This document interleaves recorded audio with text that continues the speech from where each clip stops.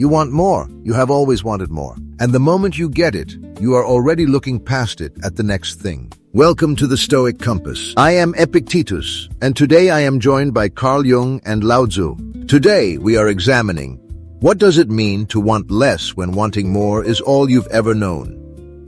Let us be honest about what we are actually talking about.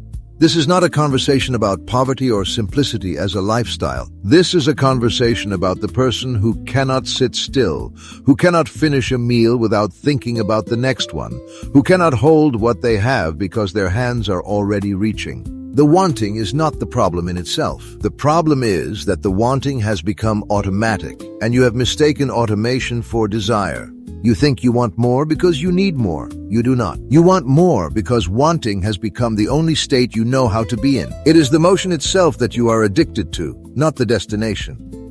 I would push back on that framing immediately, Epictetus. You are treating desire as if it were a bad habit to be corrected by willpower and clear thinking. But desire of this magnitude, desire that cannot be satisfied, that is compulsive and self-perpetuating, that is not a habit. It is a symptom. And if you treat a symptom without looking at what lies beneath it, you correct nothing. I wonder if the ceaseless wanting is not actually about the objects of desire at all. Perhaps it is a compensation, a psychic strategy to fill something that feels dangerously empty. The question is not why do you want more, but what is the wanting protecting you from feeling?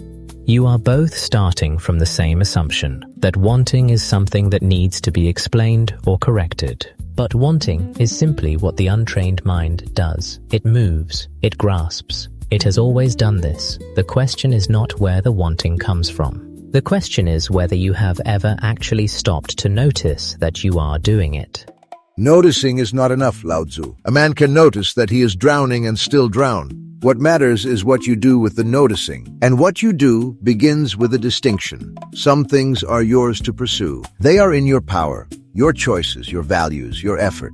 Everything else, the promotion, the approval, the house, the version of yourself that other people will finally admire, none of that is in your control. And when you spend your wanting on things outside your control, you are not living.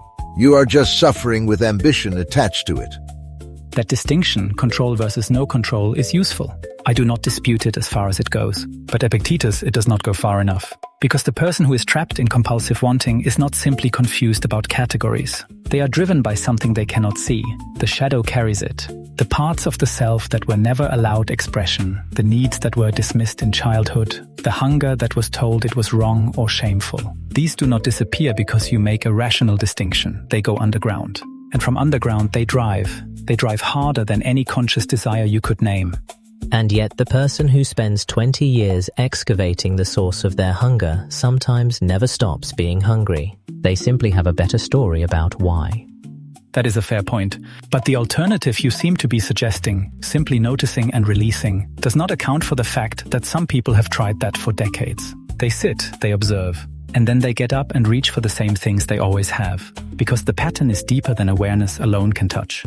I am not suggesting that awareness alone is sufficient. I am suggesting that most people have not yet managed even that. They have not stopped long enough to feel the texture of the wanting. They move from wanting one thing to wanting another so quickly that the wanting itself becomes invisible. You cannot work with what you cannot see. Fine. Let us grant that awareness is the starting point. What comes after? Because I have sat with students who could describe their compulsions with extraordinary precision and still could not change their behavior by a single degree. Awareness without a practice of redirection is just self-indulgent observation. You have to actually choose something different, not once, every day, every hour if necessary. The Stoic work is not to understand your wanting. It is to ask, right now, in this moment, what is actually necessary, and then do only that. But you are asking someone to choose differently before they understand what the choice is costing them. When someone wants more, relentlessly, there is often a terror underneath the wanting. A terror that if they stop, if they actually have enough and sit with it, they will discover that they are nothing, that the accumulation was the self. And if you strip the accumulation away without dealing with that terror, you do not liberate the person. You expose them to something they were not ready to face. Then they face it. What is the alternative? To keep accumulating forever, to avoid one honest moment of reckoning with yourself. That is not protection. That is a longer form of the same suffering. There is something neither of you is naming. The person who has always wanted more has rarely experienced what it is to simply have what is here, not as a discipline, not as a therapeutic exercise, just as a fact. This cup of water, this moment of quiet, this conversation. The wanting does not have to be defeated. It loses its grip naturally when something real fills the space it was filling. That is closer to what I am gesturing at, though I would frame it differently. The question is what the wanting was a substitute for. When you find the original need and meet it directly, however frightening that is, the substitute loses its compulsive force. I have seen this in clinical work many times. The person who cannot stop chasing status discovers that what they actually needed was to feel that they mattered to one other person. And when that need is finally honestly met, the chase loosens its grip. You are both talking about loosening. Loosening is not a strategy. What will you do when the wanting comes back at 2 a.m. and you are alone and there is no therapist and no river and no philosophical framework that feels real? What will you do then? Because that is the actual test. Not whether you understand the wanting, whether you have trained yourself to respond differently when it arrives. You cannot train for every moment by trying to anticipate it. That itself becomes another form of grasping. The preparation you are describing, EPICTETUS, it is still the mind trying to control what it fears. What if the 2 in the morning moment is not a test to pass, but simply a moment to be in? And if being in it means reaching for what harms you? Then you reach, and then you notice, and perhaps the next time you reach a little less far. This is not failure. This is how things actually move. There is something important in that. The idea that change is not a single decision, but a gradual shift in the psychic center of gravity. What I find striking is that both of your frameworks, EPICTETUS, your practice of redirection, and LAOZI, your practice of presence, both require the same prior thing. They require that the person first become genuinely dissatisfied with the wanting itself. Not morally dissatisfied, not ashamed, but truly experientially tired of it. Until that moment arrives, no framework reaches them. So we are waiting for people to exhaust themselves before we can help them? We are acknowledging that some understanding cannot be given, it has to be arrived at. The person who has never questioned the wanting cannot be argued into questioning it. Something has to shift in their actual experience first. And sometimes what shifts it is very small. Not a crisis, not a revelation, just a single moment where the wanting pauses, and in that pause, they feel something they did not expect to feel. Enough, just for a moment. And that moment plants something. I do not disagree that moments matter, but a moment is useless if you do not build on it. The Stoic knows that the feeling of enough is available right now, without waiting for a crisis or a mystical pause. You can choose to examine what is in your hands today and ask whether it is actually insufficient or whether you have simply been trained by every force in your life to treat it as insufficient. That examination is available to anyone. It does not require years of therapy or decades of meditation. It requires one honest question: what do I actually need right now that I do not have? And if the honest answer is something the person cannot say out loud because it implicates them too deeply in their own avoidance, then they need to say it out loud anyway. You are both right about different parts of the same thing. The wanting more is real. The emptiness underneath it is real. The practice of redirection is real. The need for presence is real. What is not real is the idea that any one of these is the whole story. The person who has always wanted more is not missing one thing. They are missing contact with what is already here. Everything else follows from that. I would add, and contact with what is already within. The thing that the wanting has been covering. Both directions matter. Outward toward the present moment. Inward toward the parts of the self that the wanting was silencing. Contact is a good word, but contact is not a passive thing. You have to turn toward it deliberately. You have to refuse, actively, to look away. That refusal is the practice. That refusal is what we are actually talking about.